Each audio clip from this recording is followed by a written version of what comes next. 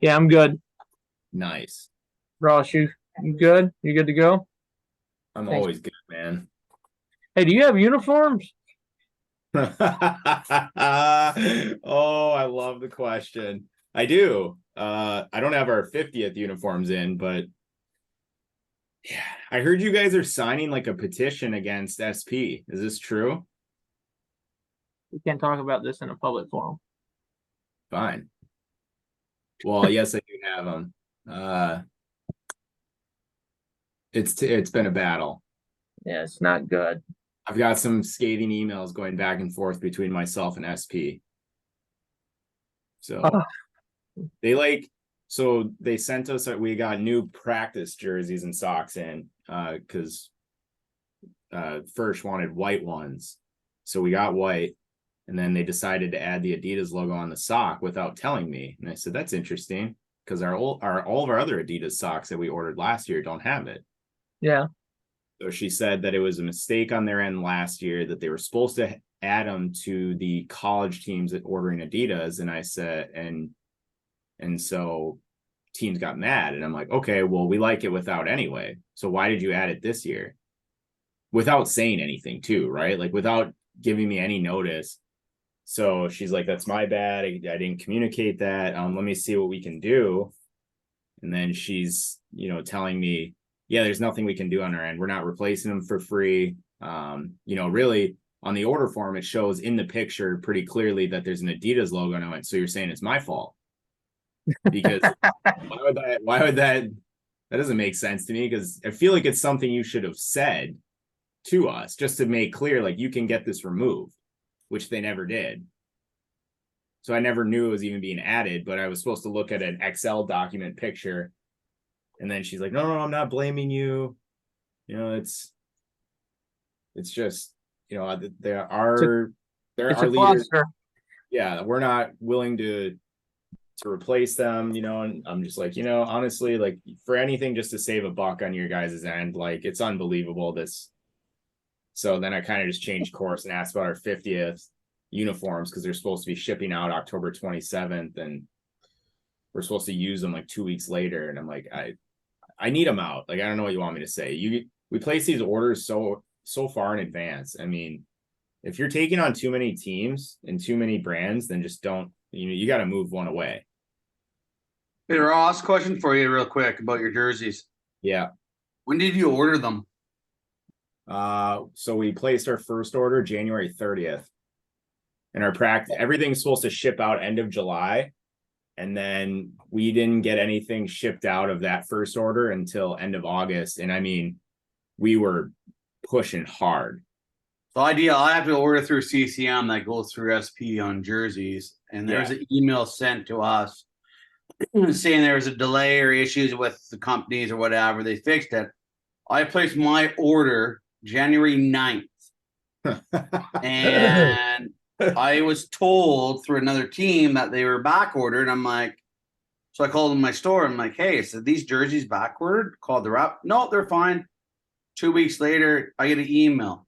Oh, out of 15 teams that I ordered jerseys for, you're one of them that are affected till October 12th. It's amazing. They just, I don't know, like, I don't know. I don't understand it. But when you sit in the meeting with SP, they have all the uniforms that they do, all the NHL, college, whatever, CCM, AHL, junior teams, and they showboat everything, saying that they can handle this kind of this demand, and they just can't. Every year it's the same thing. Yep. Let's get started here, guys. I'm glad everybody on the call got to get a little sneak peek of hockey uniform issues. If you don't work hockey, got a little sneak peek of the glorious relationship that is all the college teams and SP. A couple of housekeeping items before we jump in here. One, can everybody see the my shared screen? Can everybody see that or no? Yeah. All right, great. Josh Meyer will not be on the call today. He's traveling, so I will be leading it and kind of interjecting on some of the questions. A couple of updates real quick.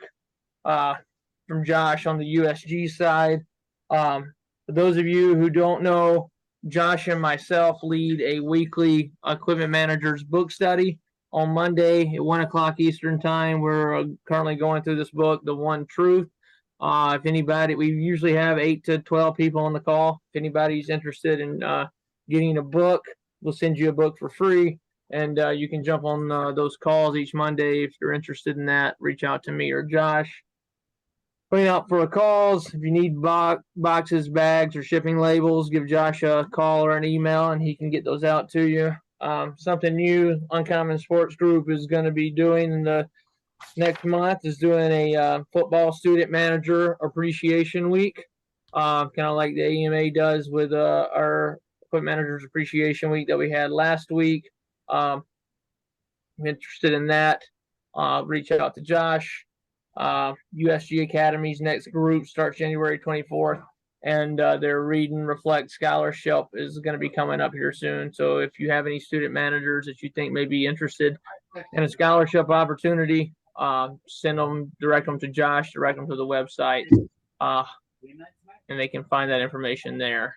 No. For CEUs, to make sure you get your CEUs for this call, Right, man. I will have the QR code up at the end of the call, so you can scan that.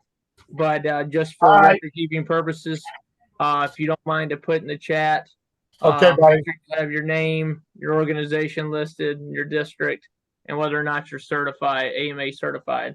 And I'll have the code there at the end. With that being said, we're going to jump into this pretty quick. We'll go back to that at the end. We'll jump into the panel. Ron Grove, former equipment manager, University of Notre Dame, now is a sales rep for CCM. Ron is not on the call just yet. He reached out to me about 20 minutes ago. He said he would be a little late getting on the call, which is fine because our next guest, Scott Jess at Bowling Green, is going to have to jump off a few minutes early. So we'll transition those two guys out. So we got Ron now with CCM. He'll be hopping on in a minute.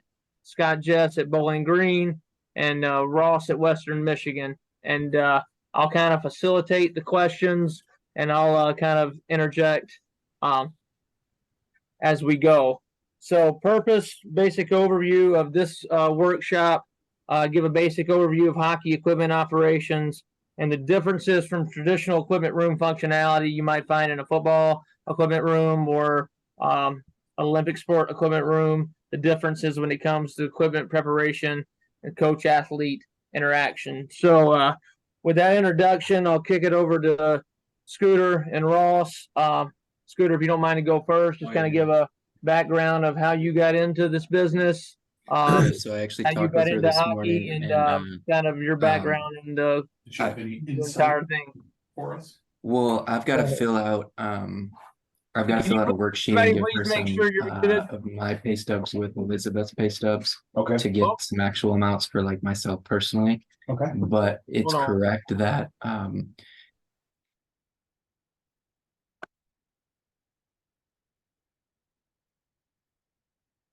Scooter, can you unmute yours?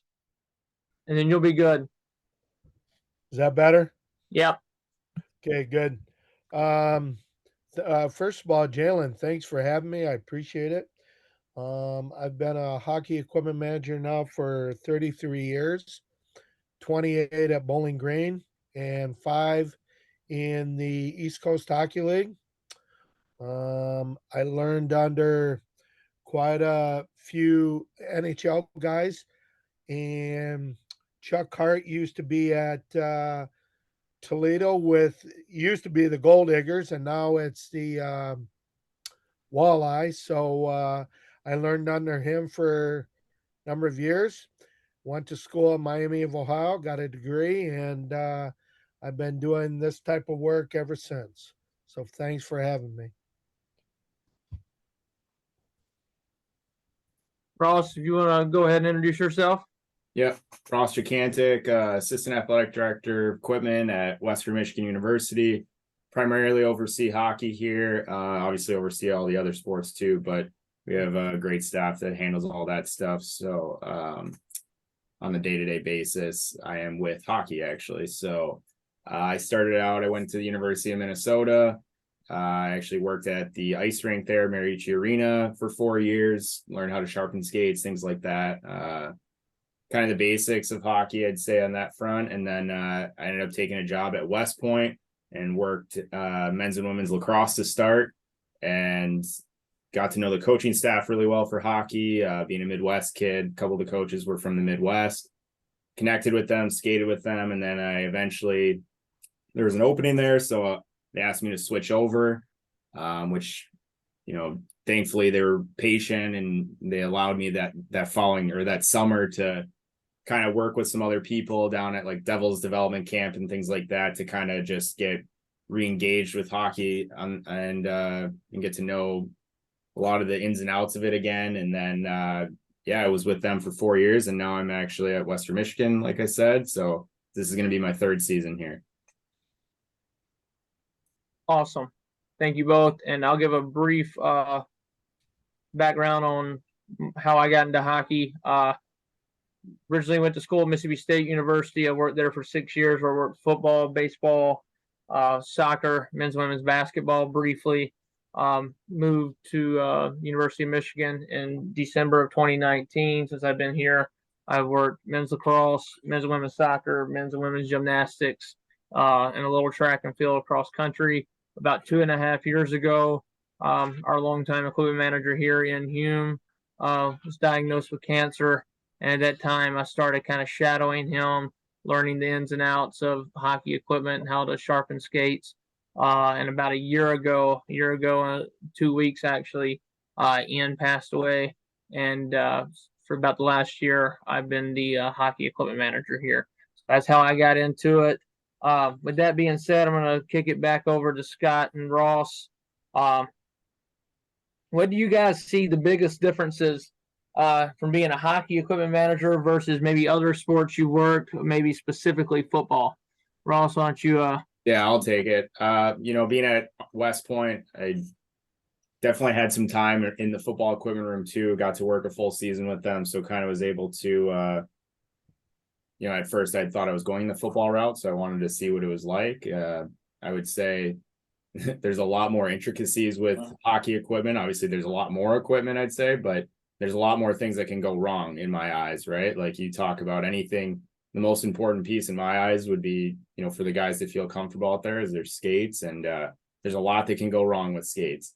There's a lot that we need to make sure that, the guys are feeling, really good on the ice as far as not just sharpenings, but making sure their rivets are intact at all times, taking the insoles out so they're not rotting the boot. Sometimes there's issues with eyelets that you need to fix. Otherwise it's cutting the laces, and if it cuts the laces, their skates useless on the ice. So there's just feels like there's always something that could happen with skates. And we're buying, it seems like most teams are buying even second pairs now, if not more, and getting warranty pairs throughout the year. Like I get 2 pairs per guy, and at Army I only got 1 per guy, but it seemed like by March, you're almost gluing things together to make sure that they can even get out there for playoffs. So for sure, I think a lot of the intricacies of equipment, football it's big in numbers. There's a lot of bodies. There's a lot of coaches. There's a lot to keep organized on that front. And then obviously when the game starts, I would say there's definitely equipment issues out there for sure, but we need to know how to fix every single piece of equipment that there could be something that goes wrong on the ice, and they need to get out there in the next shift. So I don't know. Thanks, Ross. Scooter. Go ahead, Scoot. Hey, Ross. I look at it this way with hockey. I think of it as this: are the players, as years have gone on, gotten more and more. I don't like to use the word picky, but let's just use it for layman's terms.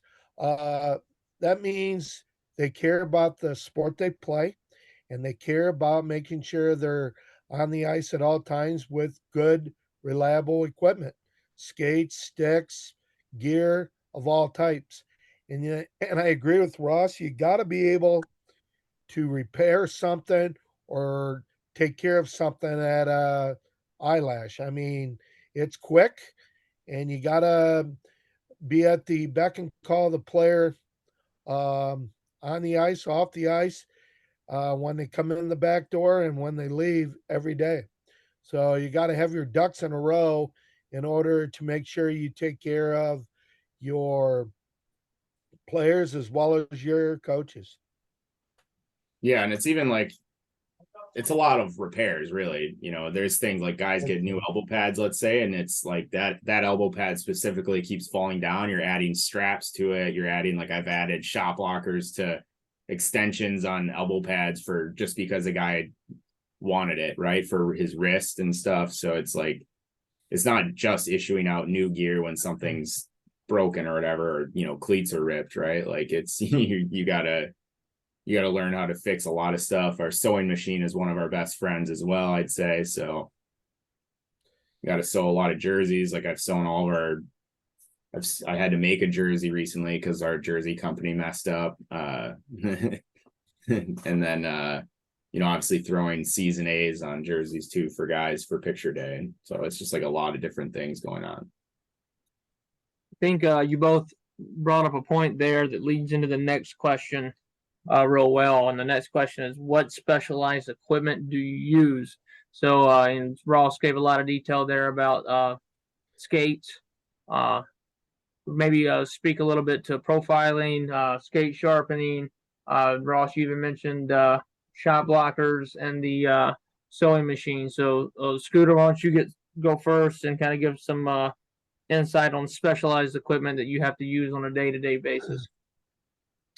So, depending upon your school that you work with, Ross, help me out on percent wise. It would be, what do you think? 80% of D1 schools have contracts. Is that a fair Yeah. number to use? About 80%. Yeah. So, depending upon your contract and all, you excuse me, be using Bauer, CCM, or Warrior in regards to your team equipment needs. A majority of guys today use Bauer skates, although CCM has guys out there to wear their skates, and True is really on the upswing as far as how many guys are starting to wear their skates. Guys like a skate that's has a stiff boot that won't get soft midway, 3/4 of the way through the season. They want to be able to stay in a skate that's good for them for an entire season. And I think True offers, you know, a nice stiff boot to allow guys to get through a season without any difficulty. Some of the guys, Bauer always has had a good skate. The drawback with CCM, players tell me, was in the past was comfort. Now I just got 3 more guys into CCM this year. They say the latest models are a lot more conducive to being comfortable. And with that, obviously, some guys are using that. So you're basically at each player's beck and call as to what they need as far as skates, sticks. You got, you know, again, depends on your contract. You got stiffness anywhere from 65 flex to 100, and I've got guys in 110 flex, no more than 110. But again, it all is a variety of what your athlete brings to the table, pretty much. Boss? Yeah, I mean, going off for sure, like there's a lot of different companies out there for not just that kind of stuff, but you know, as far as like Bauer, CCM, True, Warrior, there's also obviously, like we talked about, with you know, having rivet machines in there to fix stuff. I'd say, you know, you have, like, I use a CAG profile machine. I think Jalen probably uses a Elite Performance machine over there as the sharpener and has a profiler. So there's probably like 3 or 4 different companies on that. And, you know, when we have even at the PHATS convention, there was, I think, 4 different sharpening companies out there. One machine, the guy was trying to sell for 250,000. So, and I mean, that thing was sweet, but it's not, doesn't make much sense for budgets. So, but most of these machines that we're getting that are sharpeners, you know, Jalen's is probably 40 to 50,000, I'd say. I don't know off the top of my head, but mine is probably like 28 or yeah, I think it was high 20s, maybe low 30s, 30K. So, and they last, you know, 5-10 years, and then you got to get them out, get a new one probably because it's a little outdated. And, you know, we're sharpening so many sets of steel. You know, I'm running 6 sets of steel right now. They're all profiled, and to do a whole team, I could probably sharpen the whole team by hand in like 2.5 hours, I'd say. So, but going off that, I mean, the profiles, that's definitely a specialized piece compared to even say any other sport. Each guy's profile could be a little bit different, meaning that it kind of pitches them a little bit forward, how much steel's on the ice. And that makes a difference for guys on how they're skating on the ice. So they'll come in and talk to us about that.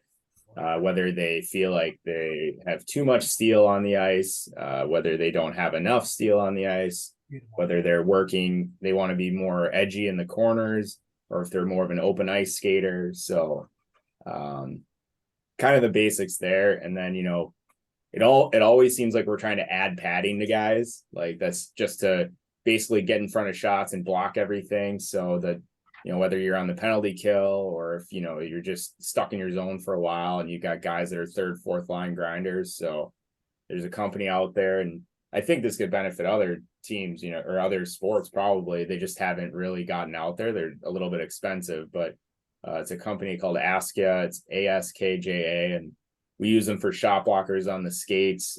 Almost, I bet 75% of our teams in them, just because if you take a shot off, puck off your skate, you know, it could save you 6 weeks from, you know, missing ice time. So I think it's a big deal. And all you have to use is, I got a little oven, like a little Hamilton Beach oven in my equipment room that everyone thinks is for like hot dogs and stuff, and it's actually no food's allowed in it. So it's only for shot blockers. So, you know, adding shot blockers on the back of hands too. I mean, we have to use occasionally, you buy the shot blockers and you have to have an industrial sewing machine, which is something that oddly enough I just don't have, but they're a few $1,000s. Assuming Scooter or Jalen has them. So I think I was like one of the only guys in the room that didn't raise my hand at convention, that didn't have one for some reason. So, but you know, that can usually puncture through some skates to work on eyelet, you know, if an eyelet rips, the new injected eyelets. So yeah, there's a lot. I mean, did I miss something? Maybe we got skate ovens to bake skates. You know, I think you covered a lot there that led into the next question, which is what was the toughest piece of equipment to manage? Clearly it's skates. Yeah. There's so much, you know, that can go wrong, as Ross has mentioned, with the eyelets and the blades and every part of the skate. So Scooter, before you have to hop off here, if you don't mind, give a little maybe a little education here on the different hollows, the different profiles, why certain guys prefer different hollows from others, and kind of give an explanation of what that looks like and why we're doing it that way. So after, like I say, getting back to what Ross was basically saying, 2 of the biggest profilers that a lot of guys have or have access to are the ProSharp profiler and the CAG profiler, CAG 1. Once profiling's done and you're into hollows, that can range from a 1/2 inch all the way up. I have 2 guys from Sweden this year at 1.5 inch hollows. So it's where that person acclimates himself to in order to be successful on the ice. There I had Danny Sexton, former player, played for the Anaheim Ducks, now plays over in the Russian league, CHL. He came at a half inch and he left at almost 1 inch full by the end of his 4 years. Um, Russ will tell you we're trying to take drag out of skates to allow the game to be more fun for the players versus more work related. If you look at some players on the ice today, college, USHL, different leagues, you're trying to get the drag out of their skate, allow the players to glide more easily and functionally to allow themselves to be more of a hockey player than actually from a work standpoint. There are guys that started at a half inch that I've noticed in the past, very exhausted come third period. And I think part of that has to do with how much hollows in a guy's skate. Ross? Yeah, I agree. I mean, for sure. And that can, I mean, with their profile, I can help with that too, of saving their legs later, whether they're digging in, if their profile is a little smaller and they have a really sharp hollow, like a half inch, they're probably exerting too much energy and they might need to, and maybe that's not conducive to their skating style. So, I mean, we have those discussions every year with players. I think you guys probably run your room the same, where you're not trying to force a guy out of stuff. Like, if a guy has been a half inch hollow or a 5/8 hollow their entire life and that's what they're comfortable with, I'll never push them one way or the other. But when guys do come up and ask, I feel like I'm digging in too much, especially it just depends on a lot of the rinks you play in. Like, some rinks are just a lot hotter than others, and that means that the ice is going to be really soft, and that means now they're going to be digging in a lot more with those hollows. So maybe they realize over the course of the year that, and they're really strong by midway through the year, that they want to change their hollow. I've had probably every year I have like one or two players that want to go shallower just so that they're not digging in as much. So yeah, I definitely agree. It's really good explanation and description there, guys. Appreciate it. Scooter, maybe you can answer one more before you got to hop off here. Sure, sure. We got a lot of football guys on this call, and for those of us that have worked football before, we know traveling for a road trip for football is an animal. And when it comes to packing all the trunks, like Ross mentioned earlier, you're looking at traveling 70, 80 players plus 25 plus staff members you're responsible for packing. So packing for a football trip, I would say, is a totally different animal than any other sport. But I do think when it comes to hockey, there are definitely some specialized items that we definitely have to have with us on the road that you might not expect or might not think of needing for football or any other sport. So if you guys would speak a little bit to what your road trips look like if you're flying commercial, what that looks like, getting the sticks on an airplane, or you busting it, or you keep traveling with skate sharpeners, or you're traveling with glove dryers. Just kind of speak to what your travel looks like a little bit. Scoot, if you want to go first. Well, that's a semi-complex question. We use our league in the CCHA. We use a sleeper bus. We also do commercial flying. If we do fly commercially, I use, obviously, Warrior is our contracted company of choice. They made some divider bags for me that I use specifically for flying purposes. If we're on our sleeper bus, we have a trailer that's connected to our bus, and we're allowed obviously we'll put all of our cases in there, sharpener in there. Usually when we're on the road, both our home team supplies 2 glove dryers for us, so we don't have to take that.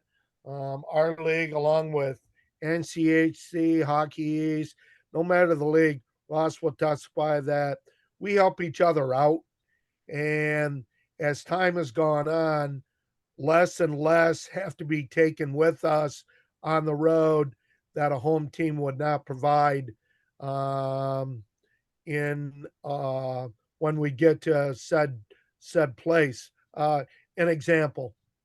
So say for example, you blow a tuck, that home team would be able to, if you didn't have it with you, supply a right or a left tuck that you may need to replace what's there. Riveters are supplied to us at our rink that we're at.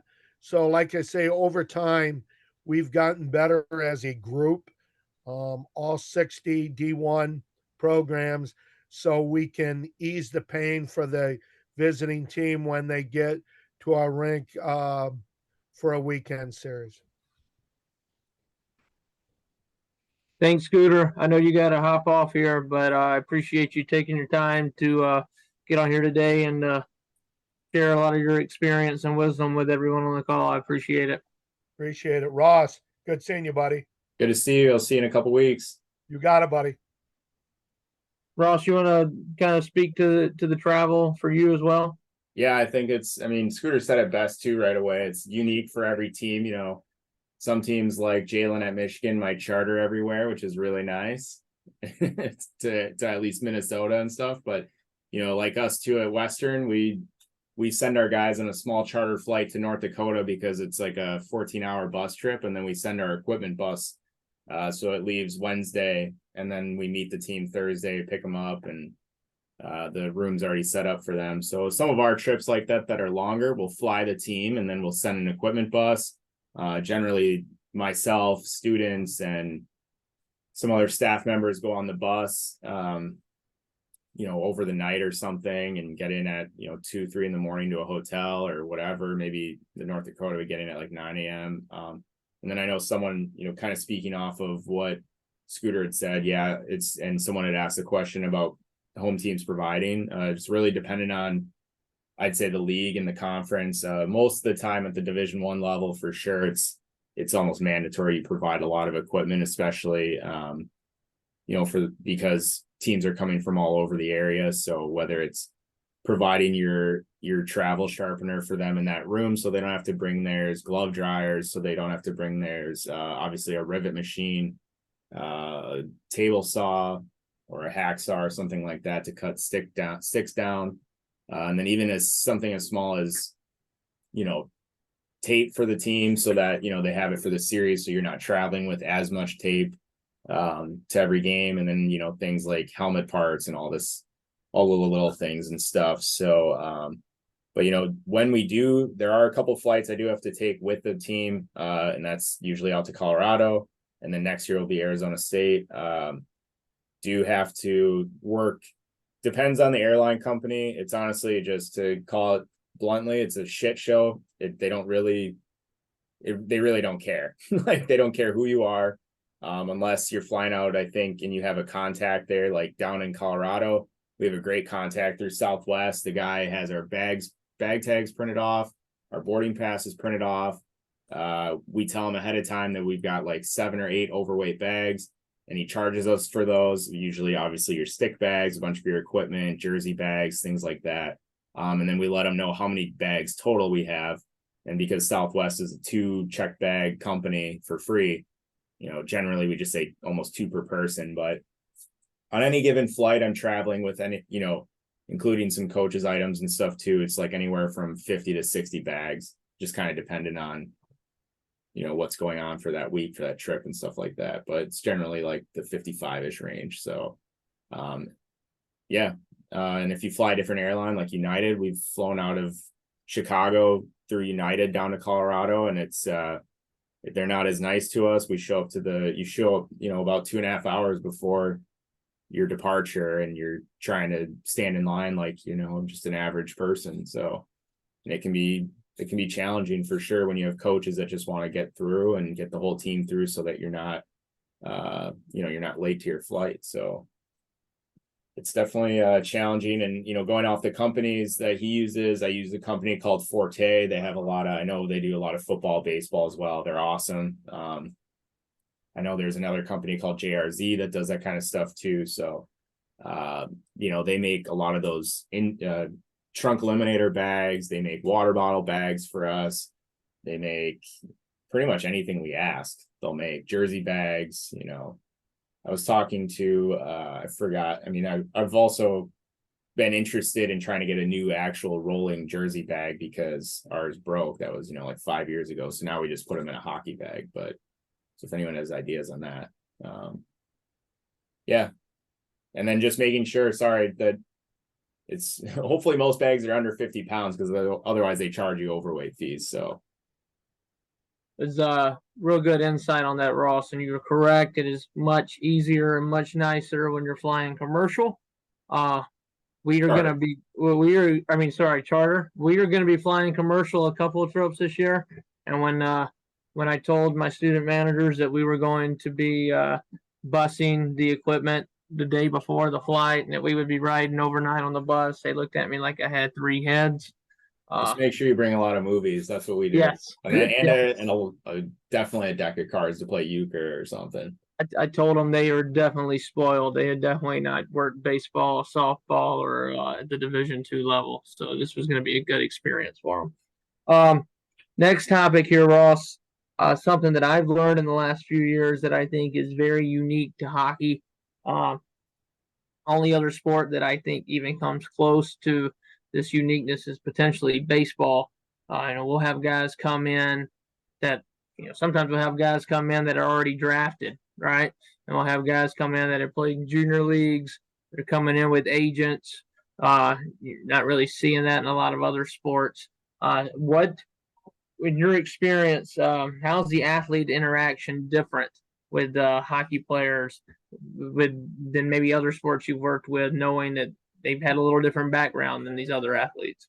100% they're a lot more mature coming in. They've got 2-3 years not being in college, and they're not a lot of times 18 years old. Sometimes, again, some of the bigger schools like Jalen had a kid, Adam Fantilli, who's 18 or 19 years old coming in. So 17 when he came in. Yeah, 17. So, but he seems like he's pretty well put together as a person. So he's a little bit more mature for his age, but a lot of schools are having guys that play 2-3 years of junior hockey. So sometimes coming in anywhere from 19 to 21 years old and as a freshman. And so it's definitely unique. But I've asked them about their experiences. They love it. A lot of times they move away from home even, which is how, what helps them mature, right? Either they're playing junior hockey if it's just in the United States and one of the premier leagues in the United States, or they're going into one of the premier leagues in Canada. I've had guys that played overseas in Sweden that, they're going to these leagues that they're 17, 18, 19 years old. So they're away from home and that's challenging for them. So they have to kind of grow up, live with a billet family that, they're just living under their roof and under their rules. So, but yeah, they definitely are much more mature, I'd say, coming in and I don't know, I guess, what else would you have to say about that, Jalen? I think I've worked with kids that just obviously at West Point that come in, that was a little bit different, right? It's a different type of athlete or person that you're trying to recruit there too. So they're all really well put together kids, working at other schools. I don't have a ton of knowledge of, some of the other sports here. I talk to them occasionally, but they're 18 years old and obviously we all have been that age at one point. So we get into some dumb things, I'm sure. I would speak exactly what you said, Ross. I think there's a different maturity level there. I also have found that I think they are way more, this is an opinion and there's no fact in what I'm saying. This is just my opinion, but I have worked with 11 different sports, and hockey players, in my opinion, are by far the most educated in regards to their equipment and how it impacts them and how they take care of it. It's been, like Ross said, I think they are a lot more mature. So I think they have a really good understanding of what we do as equipment managers. I think there's a high level of appreciation that maybe I haven't personally experienced with some other sports. There's a very high level of appreciation for our profession and what we do for these guys on a day-to-day basis. And I think that speaks to what Ross said in regards to their into their maturity. Got a couple of questions here that that a couple of people had submitted. Scooter had to hop off, and I haven't heard from Ron, so I don't know if Ron's gonna hop on here. Peter, I see you're on this call. If there's any other guys on this call that work in hockey, I'm just curious to see how many actually are. If you would unmute yourself, I would love to kind of open this open these questions to you guys to kind of provide some insight. First question, I got this one a couple of times over the last few days, people sending in. For maybe someone who doesn't, maybe it's a student that doesn't have hockey background, maybe they don't have hockey at their school. What's some advice you can give someone who wants to work in hockey but doesn't know really how to get started in it? It's a very niche sport. It's a lot of relationships in the sport. So just kind of give some advice on what you guys, how you would pursue that. You know what? On that, I'll give you a quick thing on me. I do both roles with my team here because we're in junior hockey. I tell anyone that's going to get into the sport, you have to be passionate. You've got to love the job you do, and you got to love your sport. Because if you don't love what you do and you don't love the sport, you're spending hours and days at the rink. You're just driving yourself into no hole. Yeah.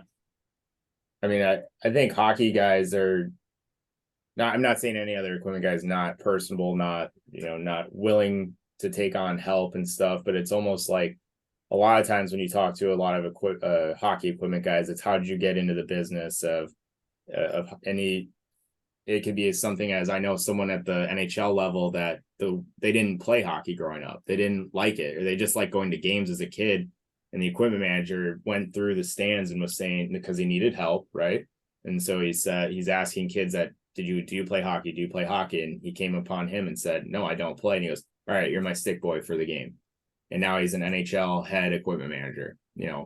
Fast forward now, right? So it was all because he just knew the kid wouldn't steal tape from him. That's why he asked him. So which makes sense. But yeah, I mean, a lot of hockey equipment guys just have a willingness to ask anyone to help them so that, because there's so much stuff that goes on game days. Dog and Brad Thompson in Grand Rapids is a great example. He's been in Grand Rapids with the AHL team for I think 26 years, maybe 27 years now. And when I talk to him, he's like, come on up and work the bench. I'll sit in my office so that you can work, like, basically. So the doors are open. You just really can't be afraid to ask. And, when you're around, don't be afraid. I always tell my students, the other assistants for equipment here too, like, don't ever be afraid to ask me a question on, if you don't know something, right? There is a time and place for sure. Like if I'm in the heat of a moment of trying to figure out something with the player mid game and stuff, or like, during the periods, obviously probably don't hover over me and, start asking me a bunch of questions. It's like, I'm trying to figure this out and I've got 15 minutes to figure it out. But, sending emails to guys or girls that are in, hockey equipment, I think asking and obviously there's been a lot of great questions that I've been trying to get back to even in the chat, but like, just don't ever be afraid to ask us questions, because usually we'll try and get back to you. And if I don't through email, it's probably because I've been pretty busy and that's on me. So I'll try and get back, or if you can somehow get my cell phone number and text me about it. So that's one thing that's great about hockey equipment too, is that obviously we have a whole directory that you can reach out to any equipment manager on any level, really. And it's sent out to everyone in the leagues or in the PSFM. So if I don't have Peter's number, which I don't, I just met Peter for the first time on this call, but I could look him up and reach out to him, with any question. So It's good. Good advice there, guys. Appreciate that. Next question that was submitted, Peter, if you'll answer first. What's your favorite part about working hockey equipment, and what's the most challenging part in your opinion? My favorite part is the players. I deal with kids that are 17 to 20 before they end up at schools and stuff. Having them come in every year, great atmosphere. Most challenging part some days is dealing with the coaches in regards to what they need and what they want and getting it out in time. When they come in last minute and say, well, I need this, this, and this, and you're dealing with players at the same time. That'd be the most difficult thing some days. Yeah, I think my favorite part is definitely the athletes. Like I tell them to always come our equipment room, especially obviously when I'm here and when our students are here, it's an open door policy. We want you to come in. We've got a dartboard in our room. We've got coffee set up in our room. Like the whole goal is that you come in because, you know, you need to feel comfortable to come into this room and talk to us in case something's wrong, right? So I always tell them, like, I want you to distract me from work. I'd rather you distract me from sharpening because, I mean, sharpening is just boring anyway. So I'd rather have that and get to know the guys more and where they're from. And even if I've had guys when I'm, you know, in meetings like this and they'll come up to the door, knock on it and just, you know, try to chat. So, I mean, I'd rather them do that. Right. So that's definitely the best part. And, you know, traveling with them is really fun because you get to know guys really well too. So challenging part, you know, I think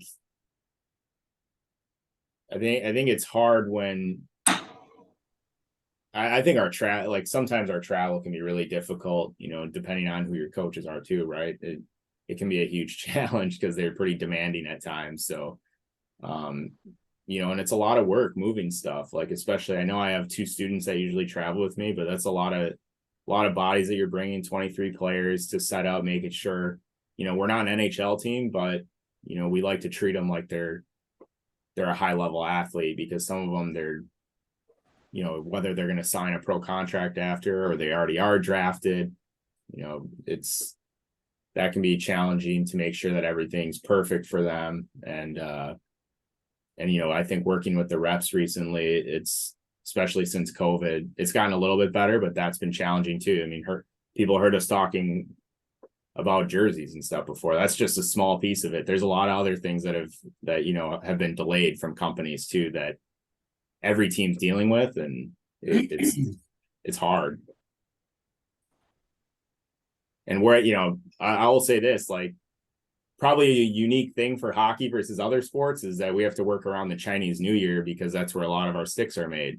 So if you're not getting your stick orders in, you know, sometime around Thanksgiving or so, you're not getting your sticks until after the Chinese New Year, which I think is really weird to a lot of people, I'm sure, right? I learned that last year, Ross. Chinese New Year really did put a damper on a couple things I had going. We got 15 minutes left. Ron Grove is now on the call. Ron, if you don't mind unmuting yourself, do a little quick intro, give your background in hockey and kind of give a little insight now that you're on the vendor side, maybe speak to the vendor equipment manager relationship a little bit. Yeah, absolutely. Thanks for having me, guys. So Ron Grove, I was a hockey equipment manager for the last 12 years. Did a little bit of American Hockey League and then was at UMass Lowell for 2 years and then the University of Notre Dame the last 6. So again, equipment manager by trade, but I am now the pro sales rep for CCM Hockey for the Northeast Territory. So I oversee 4 NHL teams, 6 AHL teams, 2 NCAA teams, and then whatever else comes my way in this vicinity. So for me, it was a good transition. I'm from the New England area originally, but for me, it was a good transition to stay in the industry I love so much, but to have a little bit more involvement with a lot more players and kind of deal with all the nuances that we're all used to. So go ahead, fire it. Will, what else you got for me? Well, Ron, I got a question in the chat here that's a pretty good one. The question was, how many sticks are we ordering each year? So I'm curious to see what your process was to ordering sticks the last couple of years at Notre Dame. Yeah, absolutely. So you have different timelines with that. Specifically when I was at Notre Dame, we'd start the process for the following year in the springtime. So our season's pretty much wrapped up. We get our guys dialed in. Our pro reps would come in at that time, which being me now, we'd come in and fit all the players for the following year with what they're looking at using potentially over the summer. College hockey is a little bit different. Every school is a little bit different. Us at the University of Notre Dame, we had 28 players there all summer. So I actually had my whole team there all summer, which was great to get guys dialed in with specs. I know some people don't have that privilege to be able to work with their athletes ahead of time, so that when they come in the fall, then it's just an absolute cluster trying to get guys situated. So my process for myself was always, once we get the guys absolutely dialed in, the guys that I know are going to either burn through sticks or maybe aren't that heavy. What I would do is just start the order for 12. We used to do 6, but then COVID really kind of put things into perspective with, obviously the supplier chain, and kind of going forward, you never know what kind of world events can affect the supply chain. And that's just kind of how it is. So we moved away from 6 and just kind of had the 12, but there's always some sort of outlet to get rid of sticks that maybe you ordered and had an issue with. So yeah, definitely 12 to start. And then from there, you could kind of buy as needed. I actually, when I was at Notre Dame, we had some pretty bright student managers who decided one year to create a stick inventory system. So we basically scanned all the serial ID barcodes on the back of a stick when we scanned it out and when we scanned it back in. And then we created stick analytics based off of that. So we could see potential breakage that maybe was in the same specific area. Maybe there was a batch issue or whatnot. So that really helped us to kind of take that data to whether it be CCM or whether it be Bauer, and kind of make adjustments as needed, or just say, hey, have you guys kind of realized that we're running into that issue right now? Again, if you're a CCM school, we've heard a little bit with one of our models of sticks, but it's great feedback. Guys are being really receptive to it, and we're trying to make those changes on the fly right now. So Thanks for that input there, Ron. So one question that was asked, and I think Ross answered it, about reaching out to schools before you travel. No, Ross mentioned earlier the database on Sven P. Hat's website, where all of our emails and phone numbers are listed. That's what I do each week before I travel somewhere new. I know the Big Ten guys, we all have a group text. So last year, if it was my first go around with it, I would always call or text Ron or Nate or whoever it may be before we took off. Ross, last year we had a home and home. I think we played here on Friday night and then there on Saturday night. So we were communicating back and forth all week. So yeah, just the week before, reaching out to the guy or girl, wherever you're going, and just developing that relationship and that rapport that way. One question I got emailed before the call, I thought this was really good. I'll ask it, and I'm going to give my quick response, and then I'll kick it over to you guys. What is something that came up during your time in hockey where you had to improvise or find a solution fast, and what did you do to resolve or fix the issue? Ross and Scooter spoke earlier about during the game really having to be locked into what's going on. It still changes and stuff like that during the game. But last year we were playing Ohio State in Cleveland, an outdoor game, and literally as national anthems happen, we're on the bench as the guys are going to center ice for puck drop. One of our guys skates over and his pants are falling down. He went to buckle his pants. The buckle broke, the strap broke, and the locker room's a quarter-mile walk away. So I'm not getting him a new pants. I'm not getting him a strap. So I literally I had some zip ties on the bench with me, and I literally zip tied his pants up through his jersey to hold his pants up for the first period, and then got him in a new pair of pants in the second period. before we went back out there. So like Ross mentioned earlier, definitely have to be on your toes and locked in at all times for when those things come up. So Peter, Ron, Ross, you guys got any interesting stories or something odd that happened during a game that you had to take care of on the fly? Yeah, I think we were in the NCHC Final Four playing against North Dakota and St. Paul, and first shift, one of our players went out, came back. He skated the whole shift. And he came back. He's like, Ross, my boot feels super loose. So to you, that makes it seem like his laces are ripped.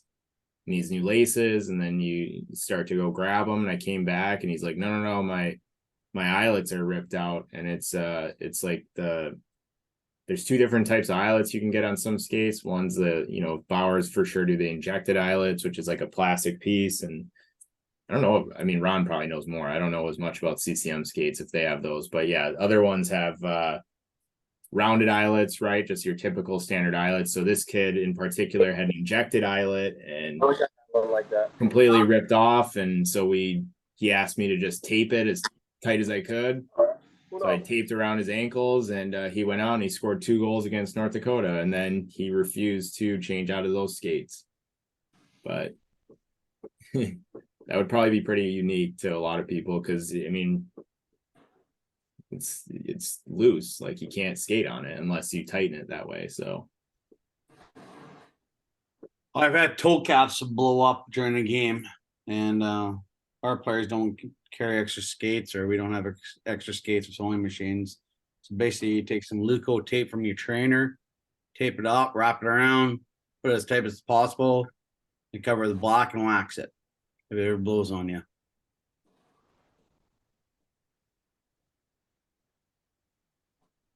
Ron, I got a question for you with CCM. You were talking about taking your sticks and scanning them in regards to breakage and usage.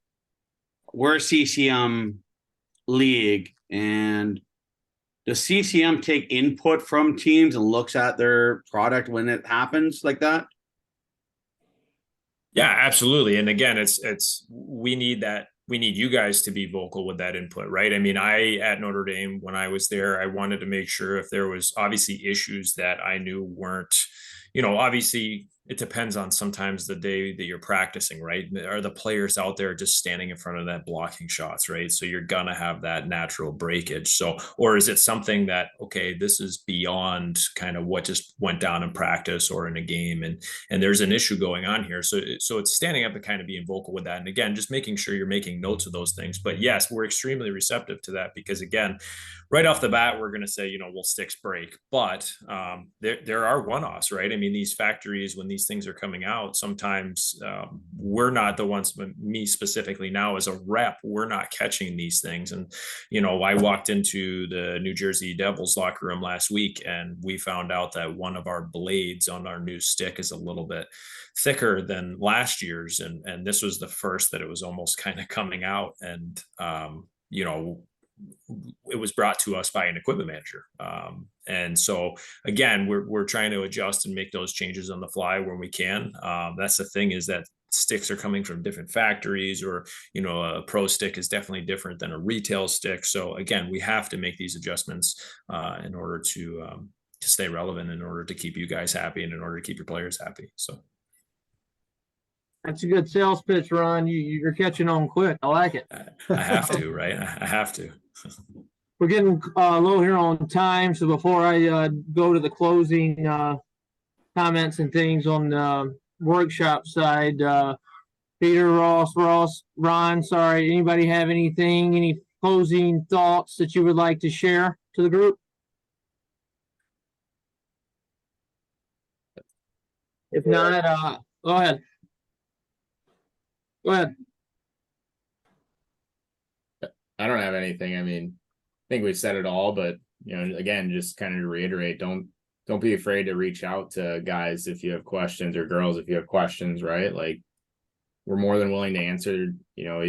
Sometimes other sports could really benefit from hockey equipment things, whatever we use, and vice versa. There's times that I've reached out. Red Batty is a friend of mine at the Green Bay Packers, and I've he came to convention a few years ago. I don't know if you were there, Jalen, but I think Ron was there. If you saw him, he gave a presentation about how he handles things with the Packers. So, and I still keep in contact with him about, things. So we can all benefit from each other. It's all the same business still as equipment managers. So don't be afraid to ask.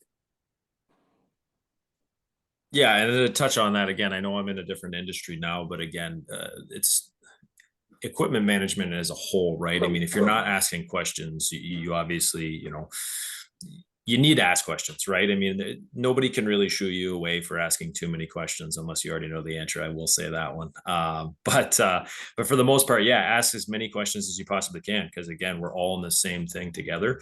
And again, we all want to succeed, and somebody may know something that somebody else doesn't, and that's how we all stay relevant, and that's how we can address change. So. Awesome. Thank you guys. Thank you all for sharing your insight today. I feel like this has been a very informational and successful workshop. A couple of housekeeping things here for those of us that attend these on a monthly basis. You can see the shared screen. I have the next 3 sessions listed. End of October, we'll be going over budgeting, different insights on how to budget for different sports. End of November, I may have Ross on here again if we do a lacrosse equipment 101. I know he's got some lacrosse background there. And then in December, we'll focus on laundry. Interested in the mentorship mentee program? Here's some qualifications to participate in that. If you're interested, there's the link there at the bottom, the email link. Or if you have mine or Katie Wimp's phone number or email, you can reach out to me or Katie, either one, and we can get you connected into that. Here's the QR code for the CEUs. So I'm going to leave this up here for a few minutes. Be sure to scan this so you can get your CEUs. This will go directly to Robin, and Robin will get this uploaded, and it should be reflected in the next few weeks. With that being said, I think we had some really good questions today. The chat was very active. We had some very good panelists. Thank you again, Ross and Ron, and I'll thank Scooter for hopping on, and Peter, thanks for hopping in and giving some of your insight as well. Very beneficial, very helpful, and thank you all for making this monthly workshop successful. We had 82 people on today. Last year, we averaged, through the 12 calls we averaged 91. So first one of the semester, I think this was a really good attendance.